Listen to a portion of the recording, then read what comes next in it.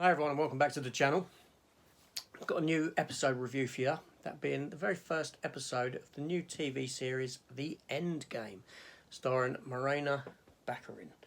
So let's talk about it.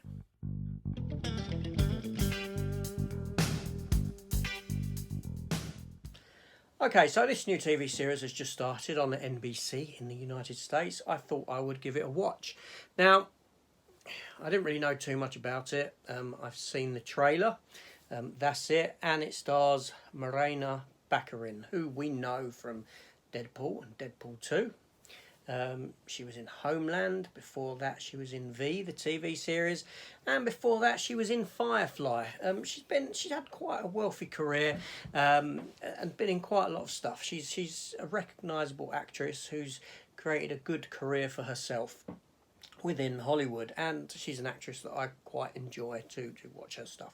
So she was a draw for me for this show. Now this show is a bit of a heist drama, at least this first episode was. This first episode was directed by Justin Lin, who is a name that you may well recognise, Star Trek Beyond. The show is created by Nick Wotton and Jake Coburn.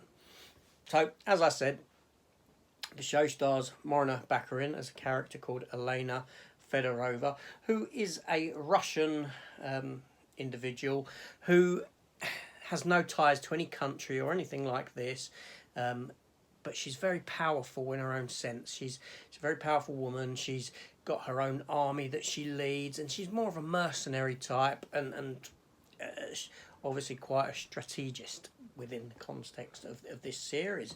And then you've got a character called Val Turner, played by Ryan Michelle Barth. Now, Val Turner is like I said, an FBI agent who has sort of been shunned because her husband was involved in some shady dealings and she turned him in.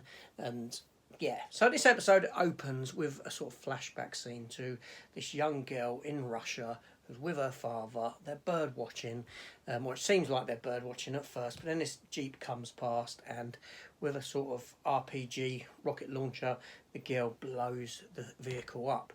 These flashbacks occur throughout the episode and you see where this part is going.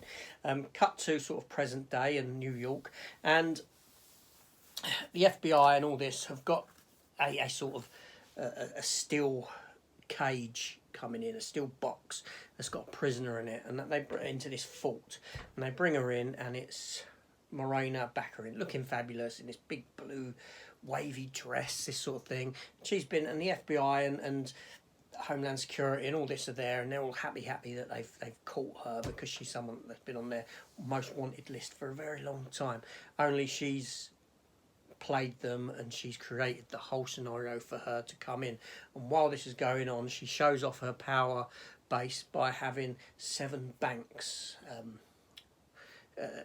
essentially robbed with quick succession within one another as these proceedings are going on. And thusly this is the introduction of Val Turner, who's got a history with Elena Fedorova from her past and all this sort of thing. So she's brought in to, help out. Essentially, the series is a copy of The Blacklist. If you've seen The Blacklist, this is very similar in that you've got this villain, you've got this FBI agent, and inevitably they're going to end up working together with one another towards a goal, so to speak. So, how's this episode? Now, forget The Blacklist, right? Because I do enjoy The Blacklist. I've stopped watching it after a couple of seasons, but I did enjoy it. But so put that aside for now and just take this, because shows always seem to copy one another. But The Blacklist has been on for nearly a decade, believe it or not. So anyway, this show, there was enough intrigue within this episode to keep me interested.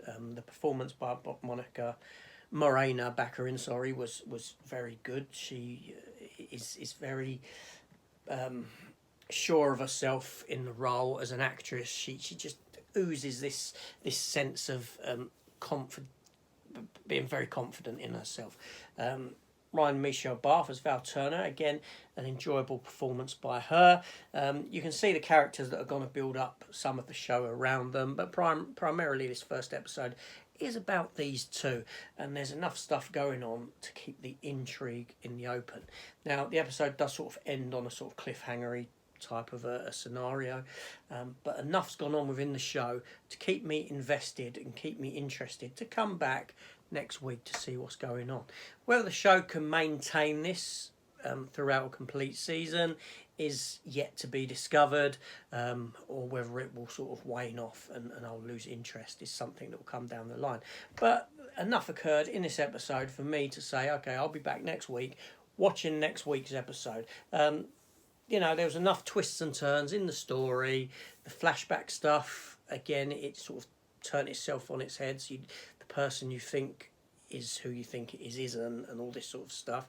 And there's a lot of appeal to this sort of storytelling and these sort of twists. So, yeah, a very good episode, a strong pilot episode, I should say.